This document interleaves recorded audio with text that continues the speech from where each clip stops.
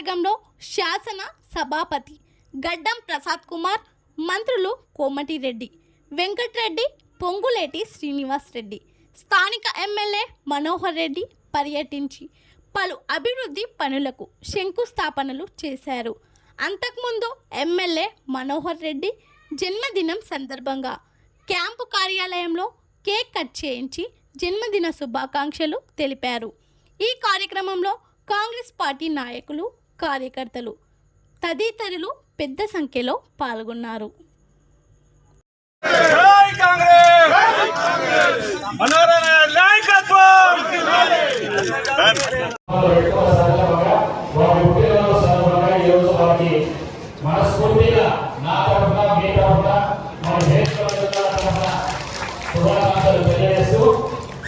మరి ఈ కార్యక్రమానికి ముఖ్య అతిథులుగా వచ్చిన పెద్దలు గౌరవనీయులు మాజీ మంత్రులు శ్రీ కోమటిరెడ్డి వెంకటరెడ్డి గారు, మన జిల్లా పెద్దలు గౌరవనీయులు, నేను ఎక్కువ ఏం మాట్లాడేది ఏమీ లేదు. 10 సంవత్సరాల ఇంతకుముందున్న ప్రభుత్వం ఏదైతే కేసీఆర్ ప్రభుత్వం ఉండేదో ఈ రాష్ట్రంలో ఆర్థిక విధ్వంసాన్ని సృష్టించిపోయింది. ఈ రాష్ట్రంలో ఆర్థిక విధ్వంసాన్ని సృష్టించిపోయింది. భూ విధ్వంసం సృష్టించింది, లిక్కర్ విధ్వంసం సృష్టించింది, ఇసుక విధ్వంసం సృష్టించింది. వచ్చిన ప్రభుత్వానికి ఏమి పని లేకుండా చేసుకునేది విక్రమంగా ప్రభుత్వం, కేసీఆర్ ప్రభుత్వం. మరి మీ అందరి ఆశీర్వాదంతో ఇవాళ రేవంత్ రెడ్డి గారి ప్రభుత్వంగా మీరు చూస్తున్నారు.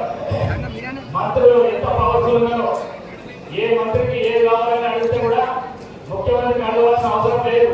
ఆ మంత్రులే వాళ్ళే సాక్ష్యం చేసి చేస్తున్నారు కాంగ్రెస్ పార్టీలో. ఇవాళ ఆ విధంగా ప్రజాస్వామ్య పద్ధతిగా ఈ కాంగ్రెస్ పార్టీలో కూడా నడుస్తుందని అందరూ తెలుసు.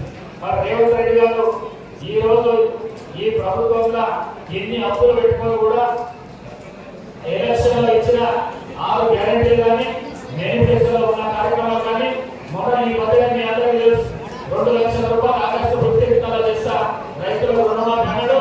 లక్షలనే ఇంకా 50,000 ఉన్నది, అది కూడా అమెరికా వడ్డీలు గ్రామీణ 50,000 కూడా రైతుల రుణమాఫీ చేస్తారు.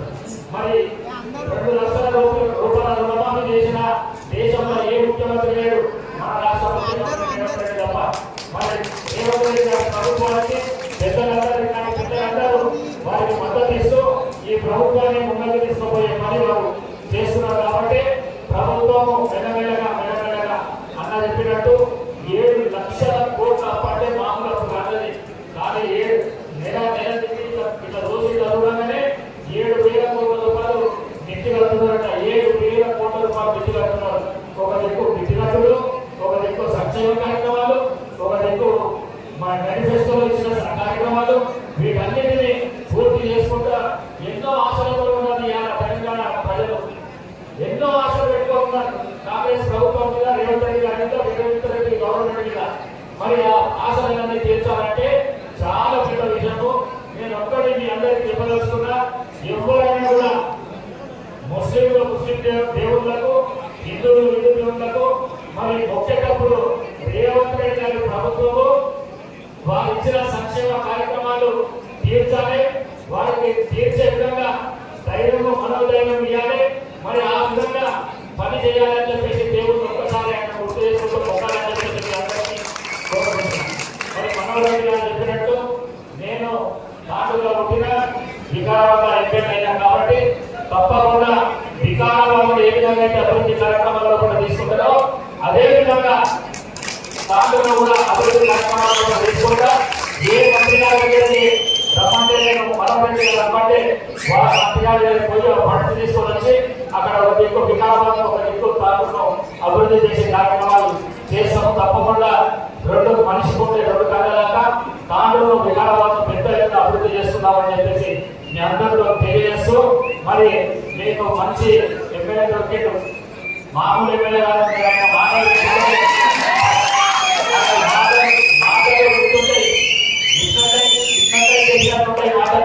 అతనే చేసి మాట్లాడుతున్నారు.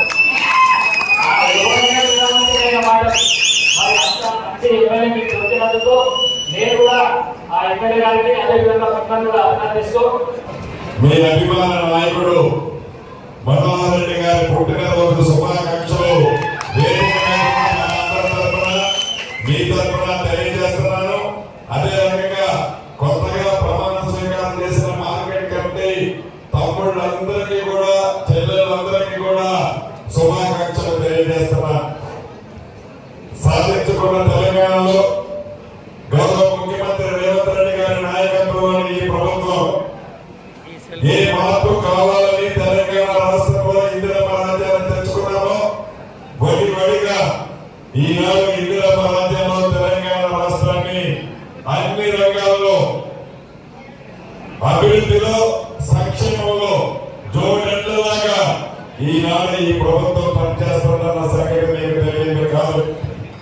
ఈరోజు మన వికారాబాద్లో కానీ తాండూరులో కానీ మౌలిక వసతులకు సంబంధించిన అనేక ఆర్ఎండ్బి రోడ్లు, ఫ్లైఓవర్లు, తాగడానికి మంచినీరు, డ్రైనేజీ, ఇతరత్ర సబ్ స్టేషన్స్ ఓపెనింగ్ చేసుకున్నాం.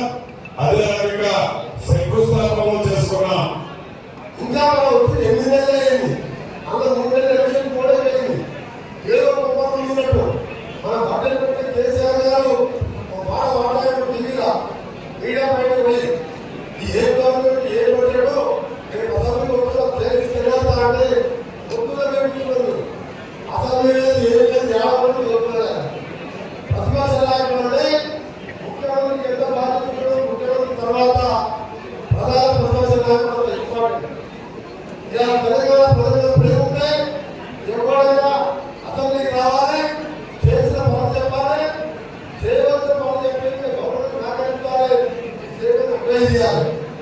గతంలో 6 మంది ఎమ్మెల్యేలు ఉంటే 19 మంది ఉంటే 13 మంది ఉండలేదు. అనే మన చివరిగా బాధ చెప్తున్నా, మోడీ ఎంపీగా ఉన్నప్పుడు నల్లరెడ్డి గారికి హిందూ చేస్తాం. మీరు ఒక ఫోన్ చేస్తే బ్యాంకులో లోపలి రైతులు కూడా కావాలంటే ఇంటికి వచ్చి పనిచేసి పడేవాడు. పార్టీలో వచ్చి కాంగ్రెస్ ఎంపీ అందరూ వచ్చి కట్టి మీ ఎమ్మెల్యేగా మీకు ఉండడం అది మీ అంశం. మీ కష్టంతో చెప్పిన నాయకులు తప్పకుండా మీకు ఆయన పూర్తి సహకారం ఉన్నది. తెలియజేసుకుంటారు. ఆయన పుట్టినరోజు ఎక్కడ పాల్గొనడం, మీ అందరినీ కలుపుకోవడం. ఇంకా 3 నెలలైతే నేను కూడా అమెరికా ముఖ్యమంత్రి తయారు చేసింది. అమెరికా ప్రోగ్రామ్ సరే రావడం జరిగింది. హ్యాపీ బర్త్డే మనోహర్ రెడ్డి గారికి.